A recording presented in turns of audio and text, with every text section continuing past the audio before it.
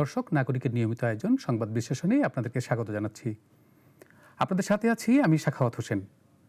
আর অতিথি হিসেবে আমাদের সাথে যুক্ত আছেন ন্যাশনাল স্পোর্টস কাউন্সিলের চেয়ারম্যানের মাননীয় প্রতিমন্ত্রী, যুব ও ক্রীড়া মন্ত্রণালয়ের একান্ত সচিব এবং বিসিবির কাউন্সিলর কবির খান। কবির খান, আপনাকে স্বাগত। জি, ধন্যবাদ।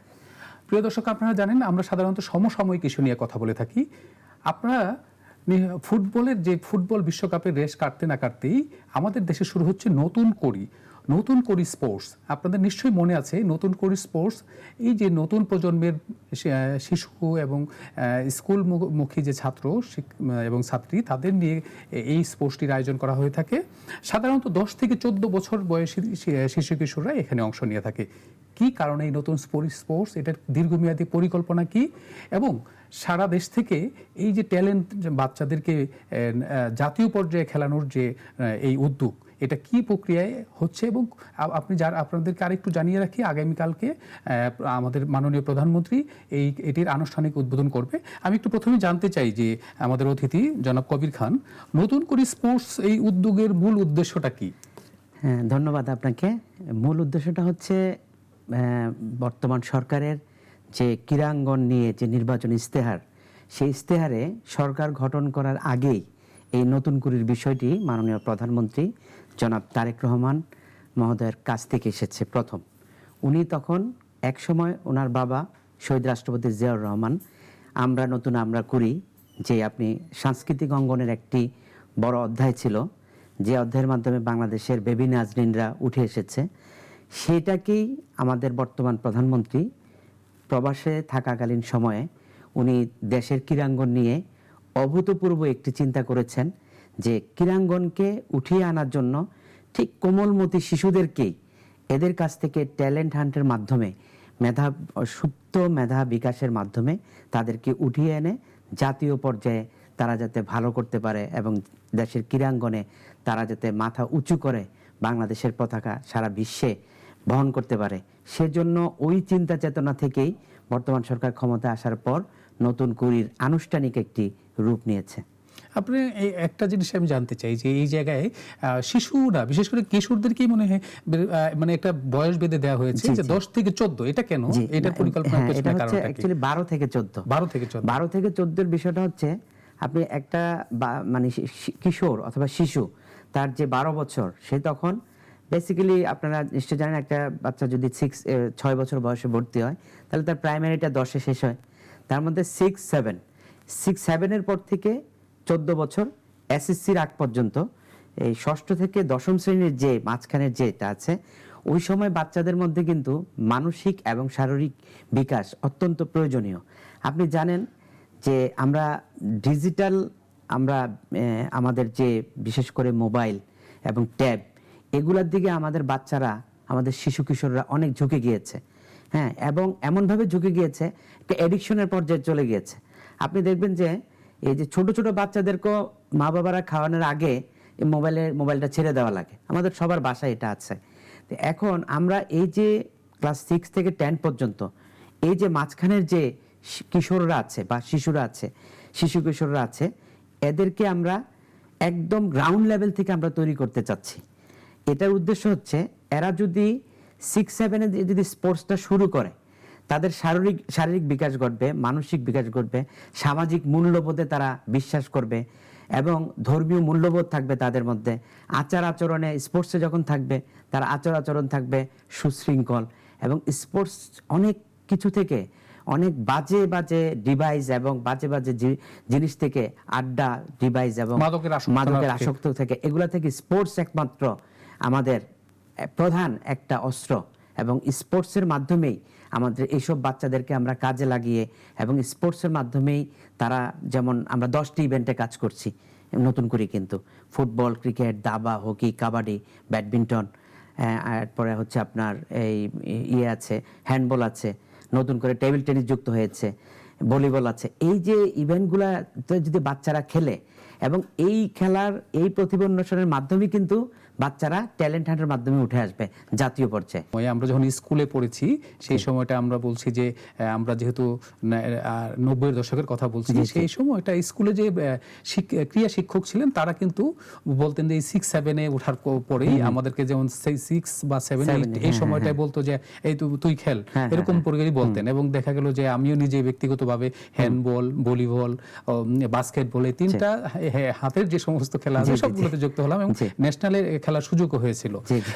এই জায়গা থেকে আমার একটা প্রশ্ন, যে আপনারা তৃণমূল পর্যায়ে খেলোয়াড়দের কিভাবে বের করে আনবেন? আচ্ছা, এটা খুব ভালো একটা প্রশ্ন করেছেন। তৃণমূল পর্যায় থেকে একদম ইউনিয়ন পর্যায় থেকে আমরা খেলোয়াড় বের করে নিয়ে আসতেছি। প্রথমে এই বাচ্চারা ইউনিয়ন পর্যায়ে কম্পিটিশন করতে হবে।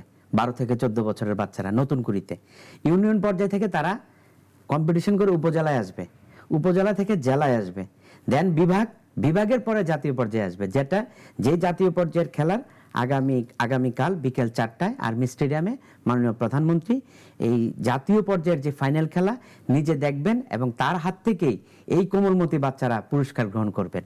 এবং আপনি জেনে খুশি হবেন, এই যে আপনি বললেন যে তৃণমূল পর্যায় থেকে আমরা আরো কিভাবে বাচ্চাদেরকে আমরা আনতেছি, সেটা হচ্ছে এই যে পাঠ্যপুস্তকে, এই আগামী যে পাঠ্যপুস্তক আসবে নেক্সট জানুয়ারি মাস থেকে 2027 সালে, আমরা ইতিমধ্যে শিক্ষা মন্ত্রণালয় এবং যুব ক্রীড়া মন্ত্রণালয় এবং প্রাথমিক ও গণশিক্ষা মন্ত্রণালয় যৌথভাবে কাজ করছে এবং প্রায় শেষ পর্যায়ে কাজ চলতেছে। আমাদের ইনশাল্লাহ আমাদের আগামী যে শিক্ষাবর্ষ আছে 2027 সাল থেকে বাচ্চারা পাঠ্যপুস্তকে ক্রীড়ার যে সাবজেক্টটা, স্পোর্টসের একটা সাবজেক্ট থাকবে এবং সেটাতে তার প্র্যাকটিক্যাল থাকবে, তার রিটেন থাকবে, মানে আপনার দুইটাতেই সে পাস করতে হবে এবং সেটা হবে বাধ্যতামূলক। এবং স্পোর্টসটাকে আমরা বাচ্চাদের মধ্যে, আপনি যেমন বাংলা পড়তেছি, বিশ্বের বিভিন্ন দেশে কিন্তু এই কারিকুলামটা যুক্ত, অন্যান্য দেশে আছে, রাইট। এখন আমরা এটা যেহেতু আপনি যদি বাচ্চাদের মাথায় এটা মানে পাঠ্যপুস্তকের মাধ্যমে যদি আপনি বাচ্চাদেরকে যদি ইনভলভ না করতে পারেন তাহলে কিন্তু এটা সুফল আসবে না। তো এটার দীর্ঘমেয়াদী যে সুফলটা, এটার জন্য আমরা পাঠ্যপুস্তকে এই স্পোর্টসের যে সাবজেক্টটা এটা আমরা বাধ্যতামূলক করছি। এটা আগামী জানুয়ারির যে শিক্ষাবর্ষ আসবে তখন থেকে বাচ্চারা এটা বাধ্যতামূলক হিসাবে করবে। এটা খুবই ভালো উদ্যোগ। কিন্তু আপনাদের এই যে ট্যালেন্ট হান্টের কথা যখন বললেন যে বাচ্চাদেরকে বের করে নিয়ে আসবেন, এই জায়গায় নির্বাচিত শিশুদের জন্য যে প্রশিক্ষণের ব্যবস্থা থাকবে কিনা, এটা একটা প্রশ্ন। কোচিং এর ব্যবস্থা থাকবে না, কারণ ট্যালেন্ট নিয়ে আসলেন কিন্তু তাদের যদি প্রশিক্ষণ না দেন। আরেকটা জায়গায় আমার এই জায়গাতে এই প্রশিক্ষণের কথা যখন আসে তখন মাঠের কথা আসে। আমরা একটু বিভিন্ন জায়গায় যদি খেয়াল করে দেখবেন, বিভিন্ন স্কুল থেকে শুরু করে নানা জায়গায় মাঠগুলো দখল হয়ে যাচ্ছে। এই বিষয়টাই কোনো উদ্যোগ নিচ্ছেন কিনা? কোচিং সাথে হলো এই যে মাঠগুলো দখল মুক্ত করে এই জায়গাটায় আপনারা হাত দিবেন কিনা? ইতিমধ্যে আপনি দুইটি খুব ভালো কোশ্চেন করেছেন। একটা হচ্ছে এই যে বাচ্চারা যে ট্যালেন্ট হান্টের মাধ্যমে যে উঠে আসবে তাদের নেক্সট কোচিং এর ব্যবস্থা কি? তাদের নেক্সট কোচিং এর ব্যবস্থা সরকার সম্পূর্ণভাবে যুব ক্রীড়া মন্ত্রণালয়, মাননীয় প্রতিমন্ত্রী মহোদয় জনাব আমিনুল হক, মাননীয় প্রধানমন্ত্রীর নির্দেশে উনি বিকেএসপি যেটা আছে বাংলাদেশ ক্রীড়া শিক্ষা প্রতিষ্ঠানে, ওই বাচ্চারা সরাসরি সম্পূর্ণ বিনা খরচে তাদের কোনো সরকার তাদের পুরোপুরিভাবে তাদের সকল ব্যয়ভার বহন করবে। তাদেরকে কোচিং এবং শিক্ষা দুটাতেই তারা বিকেএসপিতে, ওই ট্যালেন্ট হান্টের বাচ্চাগুলো বিকেএসপিতে এসে ট্রেনিং করবে, তার পাশাপাশি তাদের পড়াশোনাটা তারা চালিয়ে যাবে। আর মাঠের যে কোশ্চেনটা করেছেন এটা অত্যন্ত গুরুত্বপূর্ণ কোশ্চেন। এটারও একটি ভালো সুখবর আছে, আমি আপনার মাধ্যমে দেশবাসীকে দিতে চাই। মাননীয় প্রধানমন্ত্রী খুব জোরালোভাবে নির্দেশনা দিয়েছেন যুব ক্রীড়া প্রতিমন্ত্রী মহোদয়কে যে এই প্রত্যেকটা ইউনিয়ন পর্যায়ে একটি করে খেলার মাঠ, এবং মাঠটা অনেক বড় একটা মাঠ হবে, প্রতিটা ইউনিয়নে হবে। সারা বাংলাদেশে যত ইউনিয়ন আছে প্রতিটা ইউনিয়নে ইতিমধ্যে এই মাঠটা করার জন্য কিন্তু আমাদের আছে, কিন্তু বেদখলে। হ্যাঁ, না, বেদখলের মাঠগুলো আমরা যে দখল করা মাঠগুলো আমরা এটা বেদখলের জন্য যা যা করণীয় আছে প্রশাসনিকভাবে আমরা তা করতেছি এবং উদ্ধার হয়ে যাবে। আর পাশাপাশি নতুন মাঠ আমাদের তৈরি করতে হবে বাচ্চাদেরকে আরো বেশি স্পোর্টসে আনার জন্য। এখন সেটার জন্য ইউনিয়ন পর্যায়ে একটি বড় মাঠ থাকবে ইউনিয়নের খেলাগুলো এখানে হওয়ার জন্য। আর এই মাঠটি হবে আপনার মিনিমাম প্রায় 10 থেকে 12 একরের এই একটি মাঠ, এবং মিনি স্টেডিয়ামের মতো মিনি স্টেডিয়ামের চেয়ে আরো বড় হবে। এবং এই মাঠে চারদিকে ফেন্সিং দিয়ে ঘেরানো থাকবে, কোনো গ্যালারি থাকবে না, খুব সুন্দর একটা এনভায়রনমেন্ট থাকবে। আর মাঠের চারদিকে ওয়াকওয়ে করা হবে যাতে প্রবীণ মানুষরা, মুরব্বী মানুষরা যাতে হাঁটতে পারে, বিকেলে যাতে তাদের হাঁটতে পারে, এবং এই মাঠে সার্বক্ষণিক খেলা থাকবে। আর এই মাঠটি উপজেলা নির্বাহী কর্মকর্তা, এবং আপনি আরেকটা বিষয় আছে, আমাদের মাননীয় প্রতিমন্ত্রী ইতিমধ্যে জনপ্রশাসন মন্ত্রণালয়ের মাধ্যমে প্রতিটা উপজেলায় একজন উপজেলা ক্রীড়া কর্মকর্তা নিয়োগ দিচ্ছেন। উপজেলা ক্রীড়া অফিসার যখন নিয়োগ দিবে, তখন কিন্তু উপজেলা লেভেলে, ইউনিয়ন পর্যায়ে কিন্তু স্পোর্টসটা আরো বেশি ডেভেলপমেন্ট করবে। তার পাশাপাশি যে শিক্ষকের কথা বললেন, যে যেহেতু আমরা পাঠ্যপুস্তক দিচ্ছি, সাথে যদি আমরা শিক্ষক নিয়োগ না করি, তাহলে কিন্তু আইসিটির মতো অবস্থা হবে। একসময় যেমন আইসিটি খুব ফলো করে আইসিটি সাবজেক্ট দিয়ে দিল, কিন্তু শিক্ষকের স্বল্পতার কারণে কিন্তু বাচ্চারা আইসিটিতে খুব বেশি ভালো করতে পারে নাই প্রথম। এখন অবশ্য ঠিক হয়ে গেছে।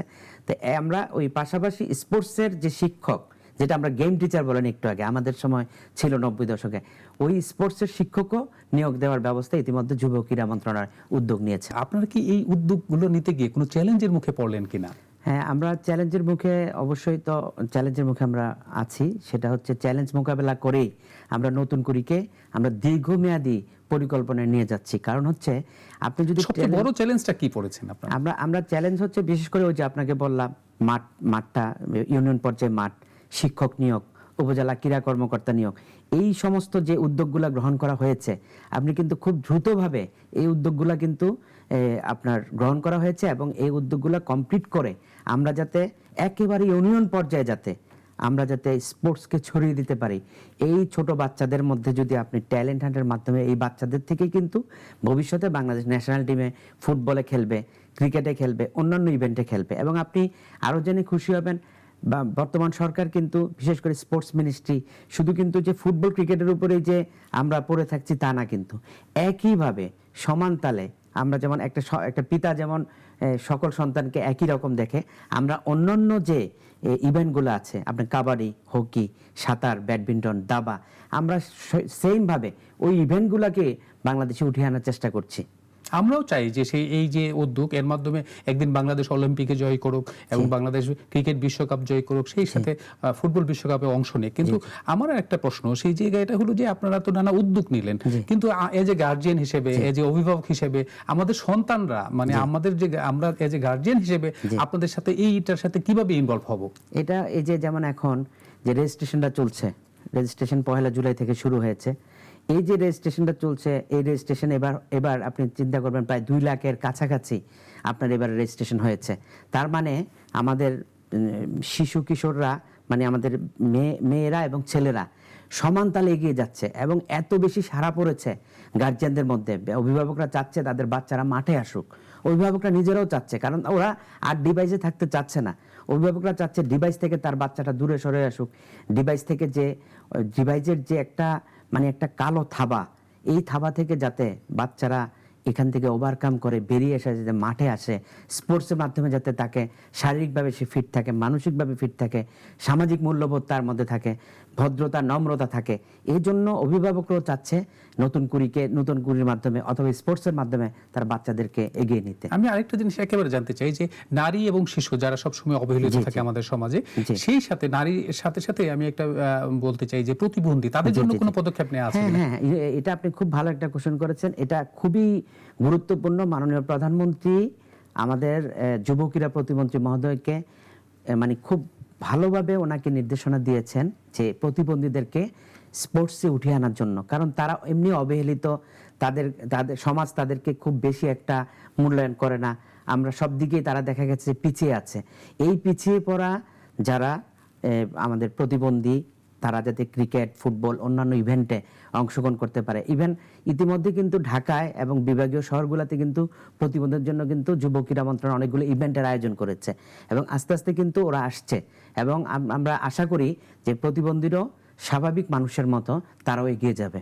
ধন্যবাদ কবির খান, আমাদেরকে অসংখ্য তথ্য দিয়েছেন, এবং বিশেষ করে নতুন করি স্পোর্টস কি ধরনের প্রোগ্রাম নিচ্ছে এবং অভিভাবকরাও জানতে পারলো এবং আমাদের দর্শকরাও জানতে পারলো। আপনাকে অসংখ্য ধন্যবাদ আমাদেরকে সময় দেওয়ার জন্য। আপনাকে ধন্যবাদ, এবং নাগরিক টিভিকেও ধন্যবাদ। প্রিয় দর্শক, কথা বলছিলাম নতুন করি স্পোর্টস আসলে কি করতে যাচ্ছে। আগামী দিনে নতুন করি স্পোর্টসের মাধ্যমে আমরা আমাদের শিশুরাদের ভবিষ্যৎ গড়তে যাচ্ছে। শুধু যে লেখাপড়ার শুধু নয়, খেলাধুলার মাধ্যমেও দেশ এগিয়ে নিতে হবে, এবং আমরা একটি সভ্য সমাজ যদি গড়তে চাই, খেলাধুলার মাধ্যমে আমাদের এই সভ্য সমাজ এবং ডিসিপ্লিনের জন্য নতুন করে স্পোর্টস আমাদেরকে একটি কাণ্ডারি হিসেবে কাজ করবে। সেই প্রত্যাশা রেখে আজ এখানেই শেষ করছি। আগামী পর্বে দেখা হবে নতুন কোনো বিষয় নিয়ে, নতুন কোনো অতিথির সাথে। সেই পর্যন্তই ভালো থাকবেন, ভালো রাখবেন।